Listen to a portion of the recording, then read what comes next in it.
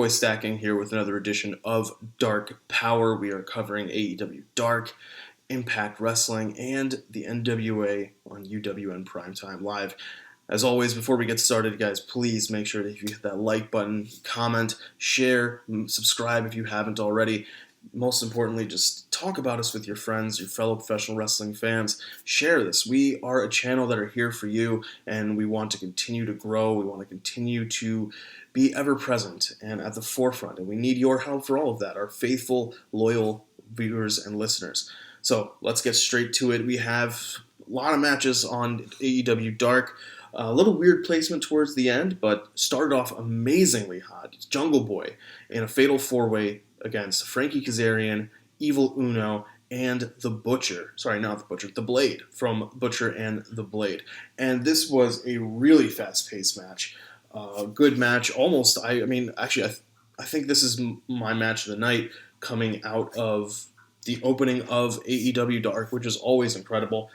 To see, you want to start off hot, you want to start off with something like this, some kind of a banger of a match, and this definitely hit the mark. After this, we have Lucha Bros up against Lee Johnson, Cesar Bononi, and a quick match for Lucha Bros to pick up that win. Amazing athletics in the ring. We know what Lucha Bros can do. Lee Johnson, somebody that we've seen on Dark a lot. He's a staple of the program. Great to see him in action. Cesar Bononi, somebody who's starting to grow, within Dark and kind of get more matches under his belt and be able to show the crowd what he can do, show us, the audience, who he is. And that's also starting to grow a little bit. After this, we have Brandon Cutler facing Peter Avalon in what is supposed to be the finality, the conclusion of the feud between Librarian and Dungeons and Dragons player, I guess is the way to... it's not like one quick word like Librarian. But anyway, we had a double countout last time. This time, a double disqualification when Avalon hits Brandon with the polyhedron die, and Cutler hits Avalon with Book at the same time, causing the double DQ. Again, if they are able to somehow stretch this out until Full Gear, which is becoming more and more possibility. Full Gear is November 7th, guys. It's, Tuesday, so October 13th. As we move closer and closer to that, the possibility exists. I'm all for it. Give them the pre-show match. Make it no disqualification. Make it no count out. Make it false count anywhere. Do whatever you need to do. Give these guys a chance. It's the hottest feud in AEW, bar none. I don't want to hear anything about Lance Archer and John Moxley or Cody versus Brody Lee or any of that nonsense, or Young Bucks and FTR. Who are the Young Bucks compared to Brandon Cutler and Peter Avalon? That's what I'm talking about. Anyway. After this, we have a quick promo from Sonny Kiss before his match with Matt Sydal. Matt Sydal picking up the win here. Kind of interesting. I did not think that Matt Sydal would be the one to pick up the win, considering I don't think he is actually under contract. I think he's more of a freelancer kind of guy. I mean, he's showing up in Ring of Honor. He's showing up in AEW. He's showing up on New Japan Strong. Guys, all over the place. Just all over the place, right? So I figured the contracted AEW talent would pick up the win. Boy, was I surprised to find out that Sonny Kiss is going to tap out to a really great submission move from Matt Sydal. And just going to show that AEW not shying away from having people from all over the world, different promotions, doesn't matter. They're willing to work with people. After this, we have three members of the Dark Order, Alex Reynolds, John Silver, and 10 defeat Aaron Solo, Angel Fashion in his AEW debut, and Mbadu. Quick match, quick win for the Dark Order. And after this, we have Red Velvet up against Elena Black. Elena Black from Freelance Wrestling, who has been somebody I've seen live, somebody I'm a fan of. I'm growing her resume, building her resume, and she's also been, she was at the Warrior Wrestling Friday Night Lights show that my girlfriend and I were able to attend. A good talent, solid hand in the ring, growing that resume. We're going to see some synergy later. That word always is coming back, synergy. But important about this is that Red Velvet is getting a fan in the form of Brandy Rhodes, who is on commentary and says, hey, Red Velvet's looking out for me. I'm going to try to look out for Red Velvet. That's the name of the game, right? You got to have somebody who's going to have your back. And Red Velvet, look, when it comes to the women's division, you'd be hard pressed to find somebody better to have your back than the chief branding officer of AEW. After this, we have Absolute Ricky Starks picking up a win over Fuego del Sol, easily Taz's favorite part of, not just favorite part of this episode of AEW Dark, but easily the part of AEW Dark where Taz is happiest. That's what we want, don't we, guys? We want people to be happy. And if that requires Ricky Starks beating the crap out of Fuego del Sol, well, I guess that's a sacrifice we're going to have to make. After this, we have Ricky Starks on commentary for a duration of the show, starting with the Gun Club picking up a win over Max Stardom and Ryzen. Just another win for the Gun Club. I don't know what they're doing with Gun Club. I don't know if they're going to kind of move them into more solid tag team competition, more meat and potatoes, see what's going on there, or if they're content with just letting them be on Dark. I think Austin Gunn is somebody who is still developing for sure. He's in there with, a bona fide Hall of Famer, quite literally. Maybe not for his singles career, but definitely for his time with Generation X and the form of his father. And I think that between the two of them, they can put on some passable matches when it comes to some of the more higher echelon talent that AEW has in the tag roster. But that tag roster is completely stacked, so I can understand why they're keeping them on Dark for the time being. See what happens. After this, we have Darby Allin versus a ginormous man in the form of Nick Comoroto, and Darby playing the classic David versus Goliath. Eventually is able to beat Nick Comoroto. He forces him to tap out to his armbar submission, and then, while he's standing there at the top of the ramp, just turns and charges straight and goes after Ricky Starks and attacks Ricky Starks. And that is our cue to have Ricky Starks leave the commentary table, but it's also showing that the issues between Darby and Team Taz, they're not going away anytime soon. That will be something to pay attention to and keep in our minds in the future. See what happens with Darby.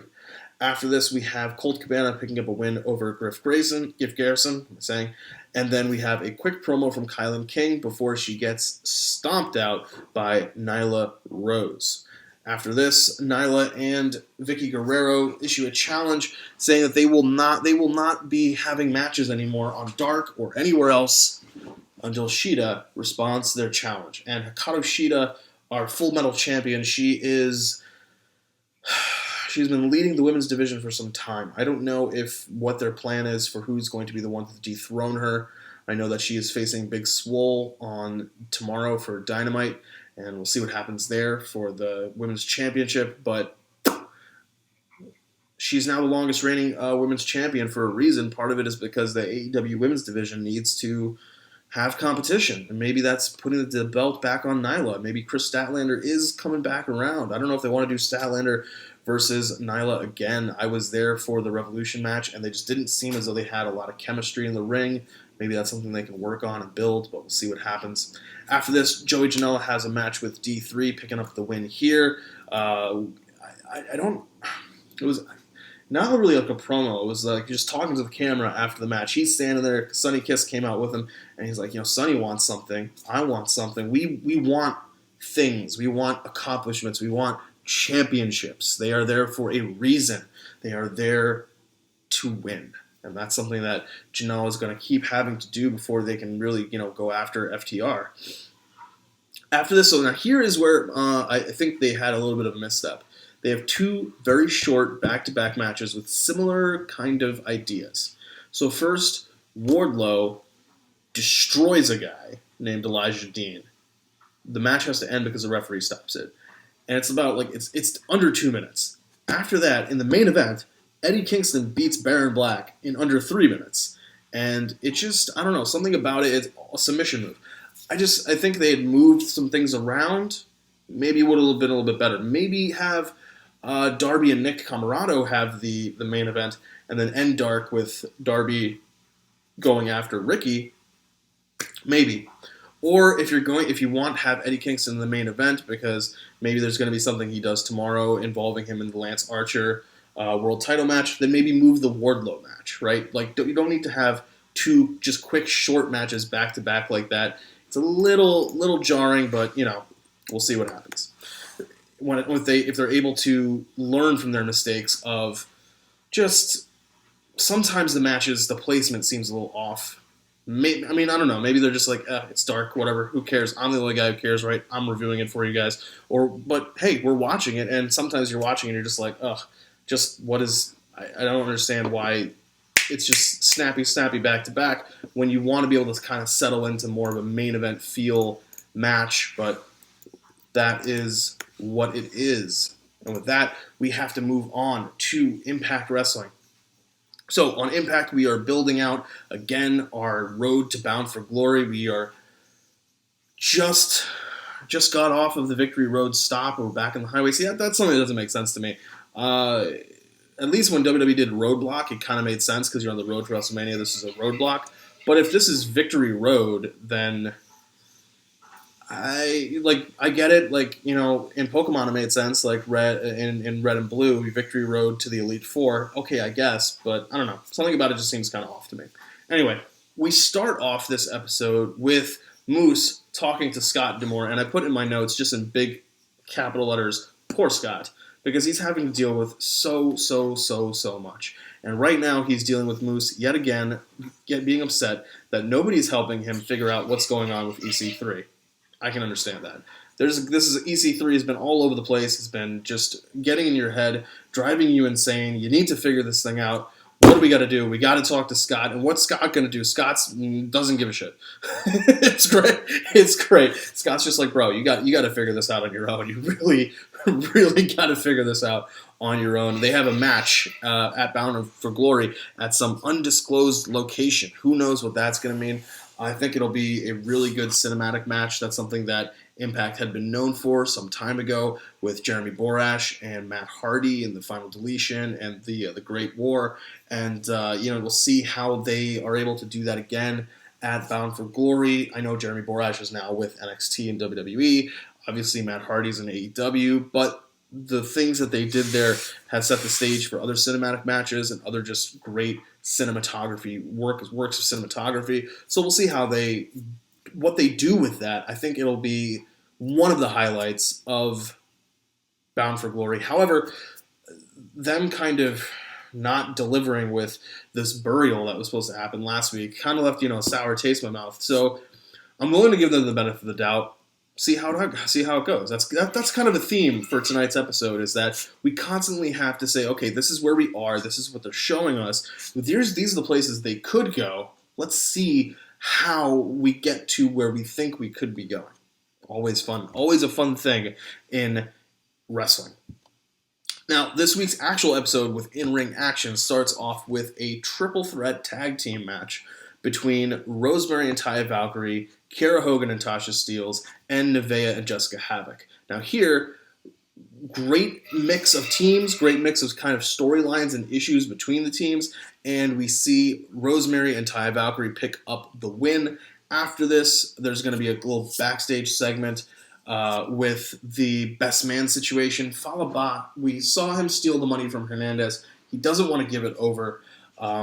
Crazy Steve senses he senses at first, and then he touches Falaba on the chest, and he can feel that there's some kind of roll of money or knot of money or something like that. And so he's saying, hey, something going on here. And Falaba's like, no, there's not. But if you got a problem with me, we can settle this in the ring. I'll beat the crap out of you. And Crazy Steve's like, I'm crazy. Let's do this, man. Let's do it. Now, after this, we have another backstage segment, also referencing the wedding of Johnny Bravo and Rosemary, where Rosemary is talking to Havoc and saying, look, need your help here. I got to get Father James Mitchell, and you killed him, and you're the only person who can bring him back, and I need him for a demon wedding. All right. Insanity of that sentence aside, something we've talked about many times here. I just want to know what a demon wedding is at this point. Part of me is more interested in that than I am for Bound for Glory, like in its entirety, because one, it's a wrestling wedding, so it's going to go off the rails. Two, it's a demon wedding. What are they going to put all over the Impact Zone, like to decorate this thing? That's going to be hilarious. Three, I'm kind of just hoping somebody just, I don't know, lets loose live bats in the Impact Zone. I think it would be hilarious. Fruit bats, though. I don't want anybody to get hurt or anything like that. After this, so Havoc says, look, we'll have a match one-on-one next week. If you win, I'll help you. If you lose, I'm not helping you. And Rosemary's like, okay, that's part of why we just had this match tonight. And last week, we had problems. And then the week before, we had problems. And all of this was because, obviously, I needed your help on the James Mitchell thing. And why aren't you helping me? So, after this, we have the Crazy Steve versus Fallah Bahh match. This is kind of hilarious. Crazy Steve is basically saying a couple times, like, do the right thing. And Fallah Bahh's like, no. He's kind of acting as though he's Gollum with the ring from the Lord of the Rings. That's his precious, even referenced by Josh Matthews. And Crazy Steve's like, monkey see, monkey do. And he takes his shirt off. And Fallah Bahh's about to, but then Fallah Bahh goes, no, I'm self-conscious. And I don't know, that just was like the hilarious line of the night to me because Fallah Bahh's already wearing a crop top. And he's like 300 pounds. Why are you wearing the crop top in the first place if you're self-conscious? I don't know. So Crazy Steve picks up the win with the deadliest move in all professional wrestling, the roll-up. After this, we have a backstage segment where... And guys, this is gonna bring a tear to my eye. Eyes, both my eyes, all my eyes, all four eyes. Heath is standing there. Rhino comes up to him and says, "Look, I made a deal with Impact Management with Scott. There's gonna be the Call Your Shot battle gauntlet. I think it's a gauntlet match, or it might be Battle Royale, but it's the ring match Call Your Shot." And you're in the match. And if I win or you win, you get your contract with Impact Wrestling. Remember last week, Heath wanted his specific contract, and Scott wanted a different version with much less monetary compensation. And Heath says, okay, all right, that's amazing. That's awesome. We can do this. And Rhino says, there's a catch. If we don't win, then you're not allowed to come back to the Impact Zone whatsoever. Like, you can't sneak in, nothing like that. You have to promise. And Heath's like, yeah, sure. And then Rhino says, also, tonight we're going to have a 10-man tag match that's going to be kind of a preview of the Call Your Shot Battle Royale. Call Your Shot Gauntlet Battle Royale, whatever the hell that thing is. And Heath says, all right, cool. And he runs off to get in his gear and change, which he says he left in the car. After that, Scott D'Amore steps out and says, did you tell him the other part of the deal? And the real catch is that not only can Heath not come back to the Impact Zone should either of them lose the Call Your Shot match, but Rhino loses his contract and his job too. And that's incredible. It could be a swerve, right? It could be Heath gets his contract and then Rhino lays him out and betrays him, or Heath betrays Rhino. I don't know. Well, Heath betrays Rhino wouldn't pay off as much for what I'm about to say. But they say in this business, there's no such thing as true friends. They say in this business that nobody has your back but you and maybe a mirror. But Rhino has Heath Slater's back. Heath, sorry. He doesn't have a last name. Randomly. Rhino is putting everything on the line to help his friend. He was the one who told Heath, hey, come here after, WWE let him go. Even though Heath went back and did that free agent, one-day thing for Raw, for Drew McIntyre, for a 3-man band. Rhino stuck his neck out for Heath. Heath showed up. Heath did what he was supposed to do. And Impact's not playing ball. And Rhino's like, look, I gotta help my friend. I'm the one who said we can find a spot for you here, and we're not able to find a spot. We gotta find a way to find him a spot. Putting it all on the line. And I gotta admit, it warmed the cockles, Cockles. Actually, no, there might be no cockles. Yeah, it's cockles of my heart. Touching, very touching. Reached down there, the heel in me, literally wearing the shirt. The heel in me was like, wow, that Rhino, stand-up guy. I'm kind of upset that he lost that election in Michigan. But if that's not telling us who might be winning that Call Your Shot Gauntlet Battle Royale Fatal 7-Way whatever match, I don't know. We'll see what happens, right? We'll see what happens. After this, we have a 10-man tag team match for everybody who's in this Battle Royale Gauntlet Eliminator thing, scramble. It is Alicia Edwards teaming up with Cousin Jake, Heath Hernandez, and Rhino versus Brian Myers, Cody Deaner, Johnny Swinger, Tennille Dashwood, and Tommy Dreamer.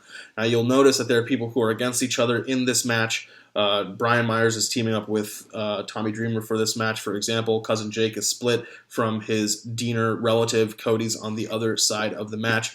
This match is just nothing crazy to write home about in that sense that it's a TV filler match designed to just get interest in that match at Bound for Glory. They do add a hook that the winning team will then face off in a 5-way, and the winner will be the last person in the match. So I guess that just answered my own weird ramblings of whether or not it was a Battle Royale. It can't be because it's last entrant in a gauntlet match. But, as is no surprise, Alicia Edwards' team wins, which means that Heath and Rhino win, which means now they're going to be part of this match next week to see whether or not one of them will be the last entrant in the gauntlet. The loser will be the first entrant in the gauntlet. So if we're going to build Heath up to be a babyface, maybe have them lose the match, and then he has something to really prove at Bound for Glory. One other thing is that this completely derails any momentum that Brian Myers and Tommy Dreamer had for a rubber match at Bound for Glory. I don't know what they're planning now. I have no idea what they're planning now. We're not even going to say, let's see what happens, because they blew up what the plan looked like it was, so I have no idea. After this, we have Eddie Edwards in the back. He gets confronted by Sami Callihan. Eddie Edwards gives him a couple shoves. Then Ken Shamrock comes out of nowhere. They beat the crap out of Eddie Edwards. We're building towards a match, which we will get an announcement for, that at Bound for Glory, Ken Shamrock will face Eddie Edwards, and that next week we will get Eddie Edwards versus Sami Callihan. After this, amazing promo backstage interview from Eric Young by Jimmy Jacobs. He's being interviewed by Jimmy Jacobs, and he's talking about what's going on with the world title picture, and he's saying, hey, I hurt. Rich Swann. I'm going to go to the ring and figure out if I even have an opponent. I don't think I have an opponent. I don't think I should have an opponent. I don't think I will have an opponent. And just great work from Jimmy Jacobs also to maintain that element of fear that you don't know what Eric Young can do. You don't know what he will do. You have to be on your toes. You have to be watching him at all times because he is a world-class maniac. After this, we have Kylie Ray in a match up against Kimber Lee. Kimber Lee is managed or valeted here by Deonna Purrazzo. Kylie picks up the win. We're seeing more of this anger, more of this unleashed, unhinged, untamed Kylie Ray, and she picks up a vicious win over Kimber Lee. After this, Deonna Purrazzo tries to attack, and some shenanigans ensue. Deonna Purrazzo has to retreat up the ramp. We're going to get more of this as we get towards Bound for Glory. One more episode. That's it. That's all we've got left. And after this, in our main event, we have Madman Fulton versus the Big LG, Luke Gallows. This match starts off hot and heavy. They get into a count-out situation. The match gets restarted as a no count-out, no disqualification. There's a moment where Madman Fulton is hitting Luke Gallows with a freaking pipe wrench. That looked... No, not a pipe wrench. No, like a pipe, like an actual, and not even like the little, not even like just a straight-out cylindrical pipe. It looked like an actual metal pipe with the joint part that you're going to connect to more pipe for water. Like, it looked like they actually found this somewhere and just bashed him over the head with it. That part of it was really cool. LG picks up the win over Madman Fulton, building that momentum for the Good Brothers towards that tag team match at Bound for Glory, which we're kind of projecting, at least right now, the Good Brothers to win. And finally, in the main segment of the night, we have Eric Young talking with Scott D'Amore. Phenomenal segment. Absolutely phenomenal. Eric Young is doing amazing work as a top heel. It really reinforces what WWE had with him when it came to just everything, when it came to him insanity in NXT, and then when they brought him to the main roster, and how much they dropped the ball. Even if they didn't want to have him on the main roster, I don't think they needed to release him. They could have brought him back down to NXT and had him do work there. Why give up a talent of that caliber? Dexter Lumis is crazy, but Eric Young is insane. I don't know how else to explain it. Eric Young is just off his rocker, what he's willing to do and how much he's willing to hurt somebody. When Scott D'Amore tells him that Rich Swann is still cleared and will be at Bound for Glory, how he snaps and attempts to break the ankle of his boss, who previously in the segment he told now works for him because he's the world champion. He tries to break the leg and ankle of somebody who can legitimately fire him. Like, it's amazing. I love it. And then kind of got ruined a little bit because Rich Swann comes out and hits a double foot stomp on Eric Young and doesn't sell his foot being injured like whatsoever. You shouldn't be even attempting that if you are having that kind of problem. You should at least have a second thought, or at least show a moment of hesitation. And then when you actually connect, you should be like, oh shit, my foot, and grab your foot and like hop around in the ring for a little bit. No, Rich Swann just completely was fine. And it took Eric Young leaving the ring to end the segment and Rich Swann holding up the title belt. We did have an Impact Stinger here where Moose is able to figured out where he needs to go. He finds EC3 on that same bridge. We find that EC3 still is holding the title, which has seemed weird. He was holding the title earlier, and after Moose was talking to Scott, he was walking away. They did the projection thing up on the wall. And he still has a title, even though he dropped it in the pond, lake, river, stream, shored. I'm running out of words that have water connotations or meanings. But even though he dropped it there, he still has it somehow. And they have a little bit of a fist fight. Ethan does a really good job at first, but then Moose turns the tables, leaves him bloodied, and takes the belt. And I think that's what EC3 was looking for. That's what he wanted. To know that Moose can go to a place where anything can happen. I think this match is going to be good. I think this is going to be the match of, or the segment. We'll say the segment. I think it's going to be the segment of Bound for Glory. Because I think match of the night will probably be either Eric Young and Rich Swann or Kylie and Deonna. But we must move on. And here we are, once again, my friends. We are journeying to the land of Primetime Live. UWN Primetime Live. And we have a quick episode here. We have Clark Connors going up against Danny Limelight.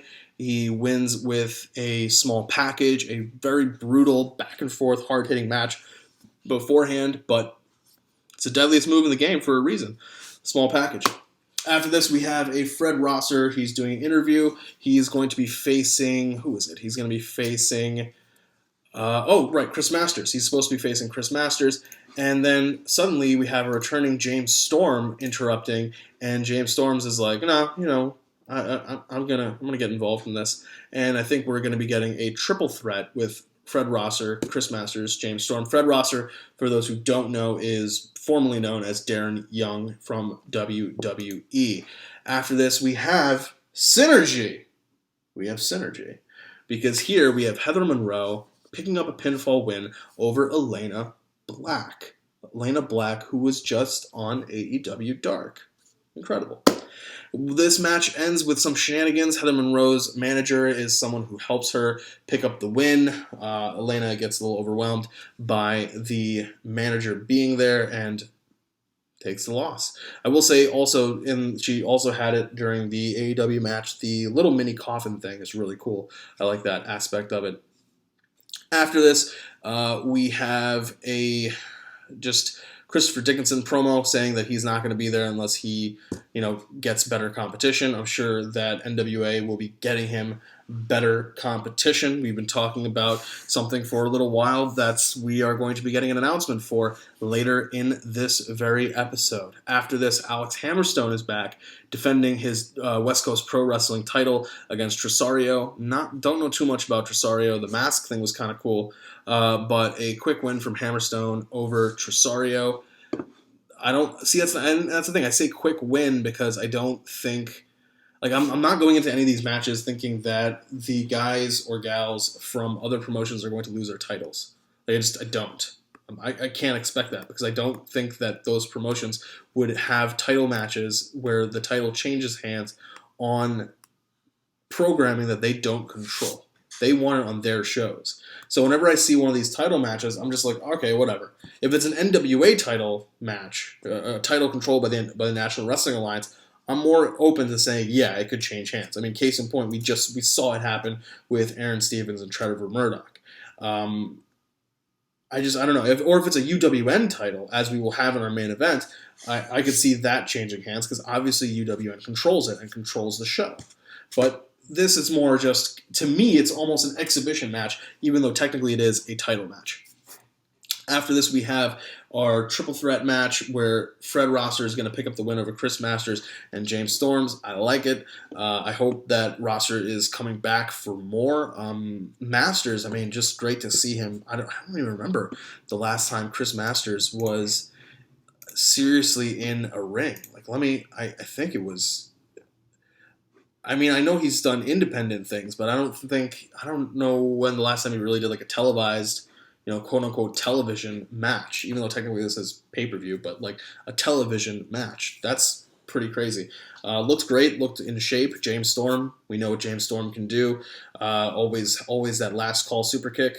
It's coming. It's coming. He's gonna try to hit it. And when he does, there's a very good chance he's picking up the win. Rosser though, great character work as always. I like that he has that, no hate, the defeat hate message, that motto, that mantra, something that we all need to keep in mind, especially as we hear more and more about just horrible behavior from people. And it's not necessarily obviously what he's saying is about the LGBTQ community, but it can also be applied to sexual harassment. You should not, and sexual misconduct. The way we hold ourselves and conduct ourselves is incredibly important.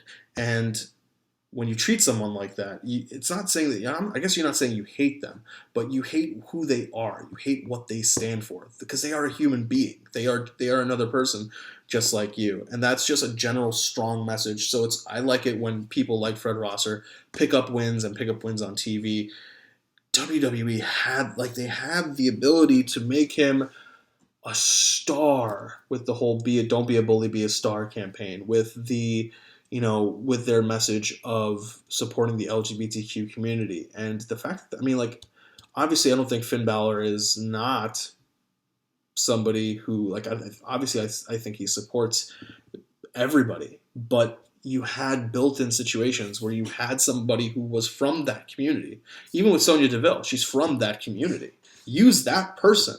When we talk about representation, that's what we're talking about. It's not, don't shoehorn Finn, whose character doesn't necessarily apply to that. Let it have been Darren Young. Let it have been Sonya Deville. Anyway. Here we have our big announcement, and the announcement is that there will be a tournament for the UWN Heavyweight Championship. I believe they stated that the competitors will be announced sooner rather than later. I'm pretty sure Chris Dickinson's going to be there as one of the persons involved. And finally, in our main event, we have Dan Joseph versus Don Kubrick.